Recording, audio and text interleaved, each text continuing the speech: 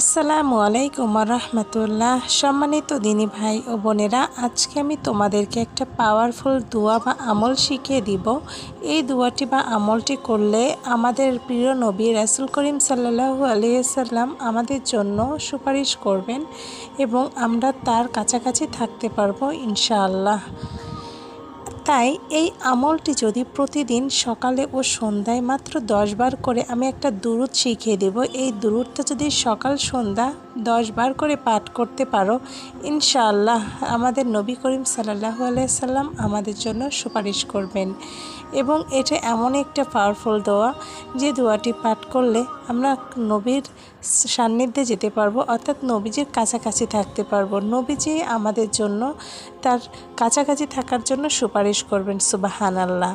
তাই আমরা যদি নবী করিম সাল্লাল্লাহু আলাইহি সাল্লামের কাছাকাছি থাকতে চাই, তার সাথে একসাথে জান্নাতে থাকতে চাই, তাহলে আমাদেরকে এই আমলটি অবশ্যই করতে হবে। খুবই ছোট্ট একটা দুরূদ শরীফ তোমাদেরকে শিখিয়ে দিব। ইনশাআল্লাহ এই দুরূদ শরীফ পাঠ করলে আমাদের রাসূল করিম সাল্লাল্লাহু আলাইহি সাল্লাম আমাদের জন্য সুপারিশ করবেন। তো চলুন আগে জেনে নেই কোন দুরূদ শরীফটির কথা আমি বলছি।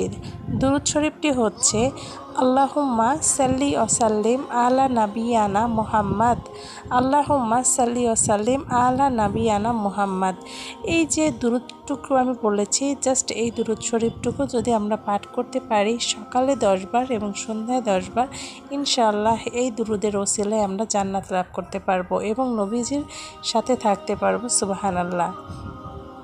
সম্মানিত দিনী ভাই ও বোনেরা, আমরা তো কত সময় ব্যয় করে থাকি, আমাদের কাছে এক এক মিনিটেরও কোনো মূল্য নাই। আমরা বিভিন্ন সময় ব্যয় করে থাকি। কেউ যদি বলে, তখন আমরা বলি 1 মিনিটে কি আসে যায়, কিন্তু এই 1 মিনিটের একটা আমলই কিন্তু আমাদের জান্নাতে নিয়ে যেতে পারে।